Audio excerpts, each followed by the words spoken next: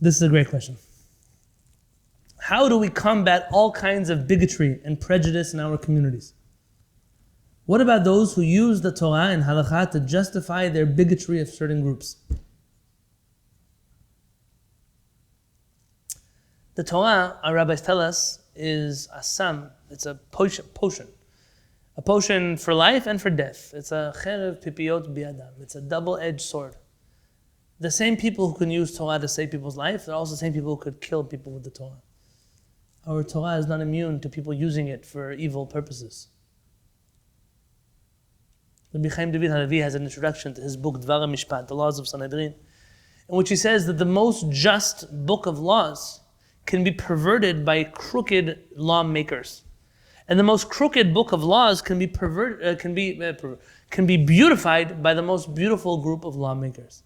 So if you look at HaKadosh Baruch Hu in the Midrash, HaKadosh Baruch Hu praises His Torah, how beautiful it is. Look at Shoftei Israel, look at the judges of the Jewish people. That's not how you praise your book. That's not what makes your Torah good. The answer is it is what makes your Torah good. Unfortunately, there are people who are able to use our Torah for the most vile and filthy of things. And I made a video called Soul Snatchers on those who don't believe that non-Jews have a neshama. And they think it's just a Kabbalistic concept. Unfortunately, and I know firsthand, that for them in their mind, when they say things like that, it automatically allows them to do all kinds of terrible things or think all kinds of terrible things, to adopt some type of elitist attitude that I'm Jewish, I'm some superhuman, and they're all inferior. It's a terribly dangerous thing. You know, we're in the holiday of Pesach. Harav Uziel in 1947, he wrote a derasha, Shabbat HaGadol. Harav Uziel writes that in Pesach, we always, in the Psukim, it always talks about Eretz Mitzrayim, Gerim haytem, you were strangers in the land of Egypt. But really, we don't talk so much. Put the Haggadah aside. We don't talk so much. We don't dwell on the torture of the Mitzrayim, on the murder of our children. We always just, because we were strangers in the land, they allowed us to be strangers in the land. Be compassionate to the stranger, for you were once a stranger. So that's the whole point. The whole point of the Torah is to not focus on negative things that exist everywhere, but only to focus on the good in every being, even in our enemies. We have so much to learn. I mentioned on Shabbat, we are a people that is so polarized, even when it comes to relations in Israel with our neighbors.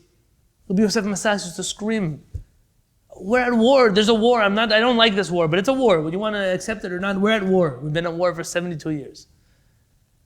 But who exempted us on a personal level? I can't speak nationally, I can't speak about armies, I'm not in charge, nobody asked me. On a personal level, our cousins, derech eretz, midot, compassion, care, we're obligated in all of those things. We have people that are zealots, nationalists. Everywhere they're crazy. Every extreme, everyone's crazy, and I don't even know where crazy stops anymore. Rabbi Eliyahu ben Amozeg mentions in his Israel and the Humanity, they translated it from French into English.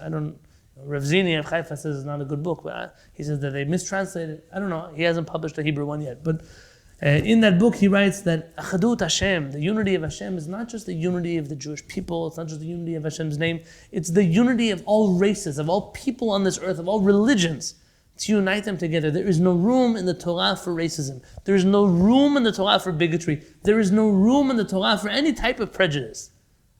And if there are those who use our Torah to do those things, then remember they're violating the words of the Torah itself. They're violating the words of David HaMelech alav shalom. David HaMelech swore to us,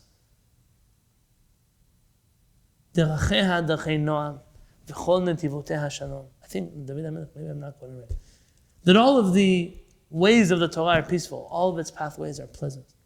If that's what it says, then who are later people to use our Torah to make it into poison, to make it into terrible hatred and prejudice and evil?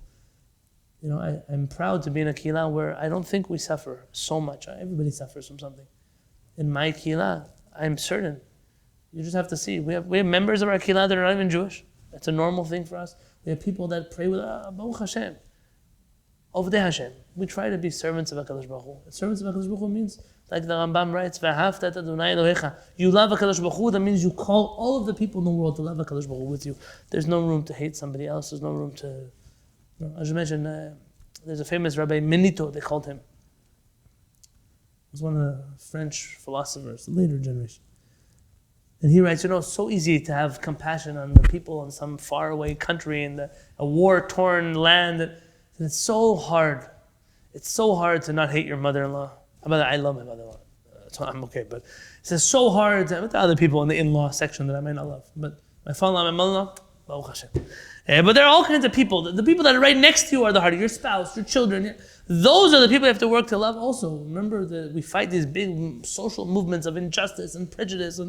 And really there's, in our own life, we're not fair to our children. We're not fair to our spouses. I once had a couple come to me and I told my wife, I said, Rabbanit, this couple's life would be so amazing if this woman would treat her husband with half the amount of love and care that she treats other people that I see her interact with.